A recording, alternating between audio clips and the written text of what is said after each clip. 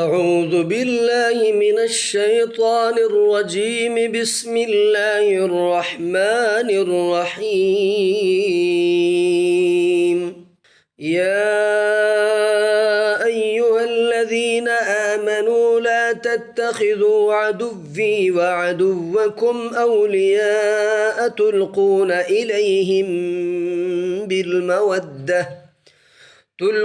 إليهم بالمودة وقد كفروا بما جاءكم من الحق يخرجون الرسول وإياكم أن تؤمنوا بالله ربكم إن كنتم خرجتم جهادا في سبيلي وابتغاء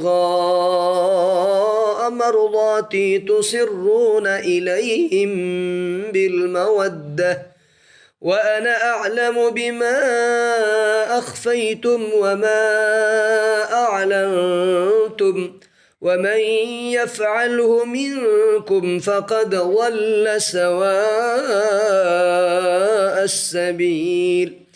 إن يثقفوكم يكونوا لكم أعداء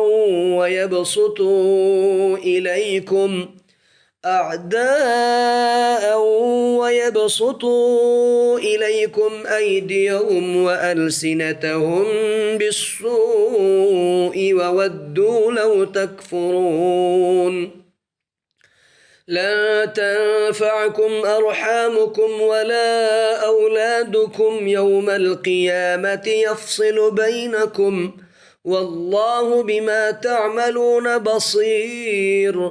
قد كانت لكم أسوة حسنة في إبراهيم والذين معه إذ قالوا لقومهم إنا براء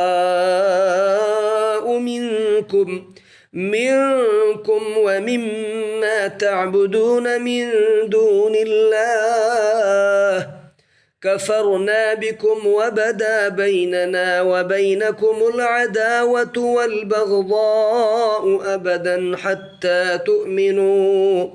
حتى تؤمنوا بالله وحده إلا قول إبراهيم لأبيه لأستغفرن لك وما أملك لك من الله من شيء ربنا عليك توكلنا وإليك أنبنا وإليك المصير. ربنا لا تجعلنا فتنة للذين كفروا واغفر لنا ربنا إنك أنت العزيز الحكيم. لقد كان لكم فيهم أسوة حسنة لمن كان يرجو الله واليوم الآخر ومن يتول فإن الله هو الغني الحميد. عسى الله أن يجعل بينكم وبين الذين عاديتم منهم مودة والله قدير والله غفور رحيم. لا ينهاكم الله عن الذين لم يقاتلوكم في الدين ولم يخرجوكم من دياركم أن تبروهم وتقسطوا إليهم إن الله يحب المقسطين. إنما ينهاكم الله عن الذين قاتلوكم في الدين وأخرجوكم من دياركم وظاهروا على إخراجكم أن تولوهم ومن يتولهم فأولئك هم الظالمون. يا أيها الذين آمنوا إذا جاءكم المؤمنات مهاجرات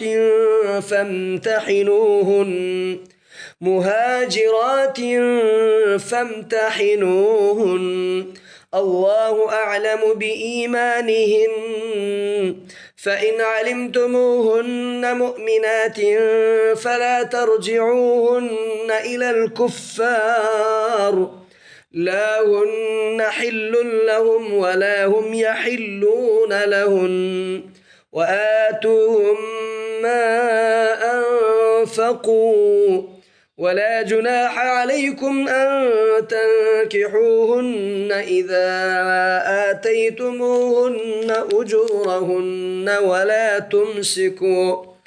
ولا تمسكوا بعصم الكوافر واسألوا ما أنفقتم وليسألوا ما أنفقوا ذلكم حكم الله يحكم بينكم والله عليم حكيم وإن فاتكم شيء من أزواجكم إلى الكفار فعاقبتم فآتوا الذين ذهبت أزواجهم مثل ما أنفقوا واتقوا الله الذي أنتم به مؤمنون يا أيها النبي إذا جاءك المؤمنات يبايعنك على ألا يشركن بالله شيئا ولا يسرقن ولا يزنين ولا يقتلن أولادهن ولا يأتين ببهتان يفترينه بين أيديهن وأرجلهن ولا يعصينك في معروف فبايعهن واستغفر لهن الله إن الله غفور رحيم يا أيها الذين آمنوا لا تتولوا قوما غضب الله عليهم قد يئسوا من الآخرة كما يئس الكفار من أصحاب القبور